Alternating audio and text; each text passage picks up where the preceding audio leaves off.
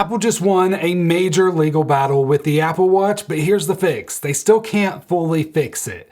The 6-year fight involves banned products, a $634 million verdict, and Apple just running out the clock. To give you a little back history, Apple launched the blood oxygen sensor in the Apple Watch back in 2020 with the Series 6. And a company called Masimo, a medical tech company, sued Apple, claiming that they stole the technology. Now, Apple went through multiple legal things and won most of them, but the ITC, the International Trade Commission in the US, decided against Apple back in December 2023. And for a few weeks there, Apple actually had to remove all Apple Watches with that sensor that they were currently selling from their physical stores and their online store. I covered it all back then, but rather than pay Masimo because Apple didn't feel like they actually infringed on that patent, they got a little creative. So first what they did was they just disabled the sensor. So in the US, for the last few years, you've not been able to actually use that sensor on any newly purchased Apple Watches. If you bought one used, you were fine. As long as it wasn't like refurbished or renewed from Apple, they could still work. And you could still buy some with that sensor built in, as long as you went to third-party retailers like Amazon or Best Buy. But over the years, it's kind of gotten less and less. And then of course, any newly Apple Watch that Apple came out with were just disabled from the very beginning. So the Series 9 was disabled from the very beginning in the US. So you could either go outside of the country and try your bet on getting one of those and bringing it back in, which people had some issues with that, but sometimes depending on where you got it from, it was fine. But Apple did something even more creative last year in the fall of 2025.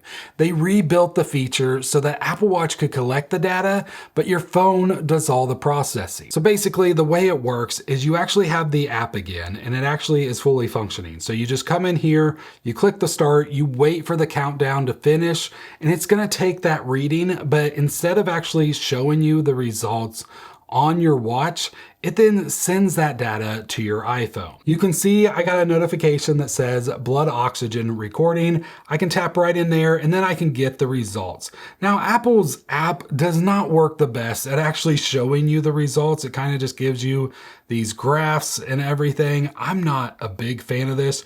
You can go down here, click show all data, and then you can actually see the exact readings right here. Now, I did make an app that is even more of a workaround for all this. And that's with an app that I developed, and the app is called O2Buddy.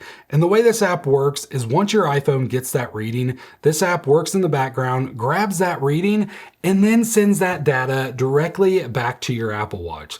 It allows you to have a complication, so you just come right in here. So you'll see as soon as I tapped it, I got the update. Eventually that would have updated in the complication as well. Apple does limit how often you can actually update the complication, but that data will come through and you will see it on your watch face. And you also have your today's averages and yesterday averages right directly on your watch. I developed this because I was a little annoyed with how all that worked, and I was honestly surprised when Apple actually approved this app, because I figured this would probably break some of that infringement because it actually displays that data back on the Apple Watch. But so far, Apple has approved every update that I've done. I'm still working on it. I'm still trying to make the complication update even more often. So if you're interested at all, the link to the app is down below. It is a 99-cent purchase. Now here's where today's news gets really interesting. As I mentioned, Masimo was furious when they found out, because they didn't find out about this workaround until Apple announced it and it was already on your watches.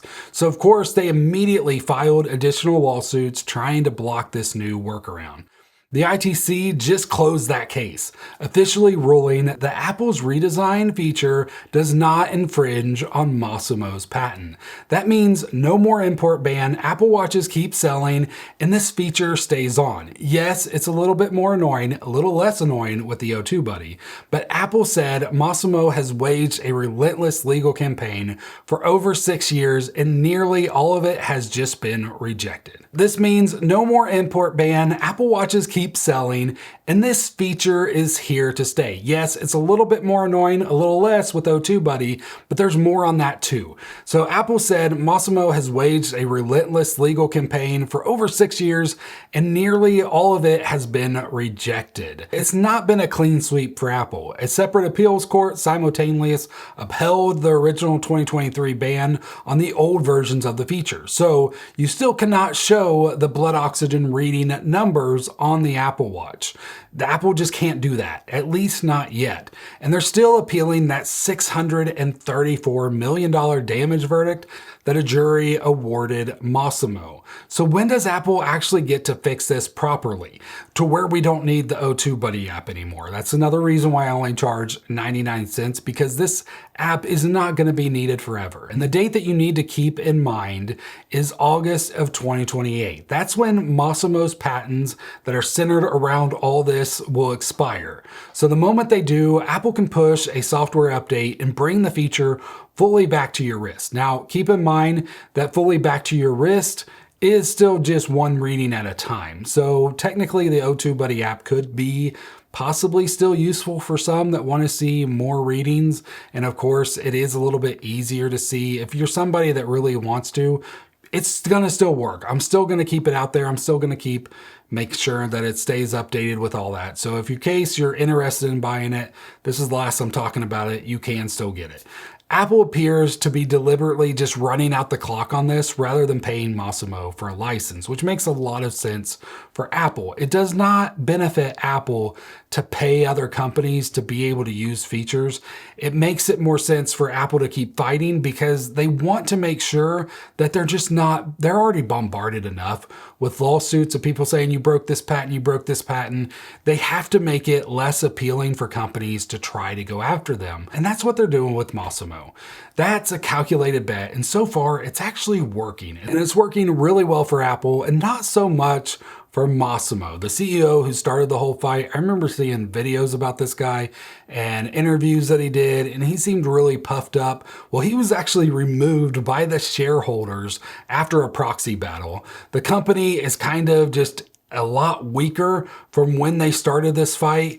And yes, Masimo could still appeal this ruling today, but their leverage is sinking fast. And I'd love to hear from you. Do you think this workaround is good enough to keep you on your Apple Watch until August of 2028? And do you think Apple has a real chance of appealing this $634 million damage verdict? Let me know in the comments below. Also down there in the description and the comments is the link to the O2Buddy app and this watch band if you are interested in it at all. This is the Universal Fit band from a company called Form Function Form. It is an amazing minimal band for the Apple Watch Ultra. I have a full video on this that I'll link down there as well. Thank you so much for watching. God bless.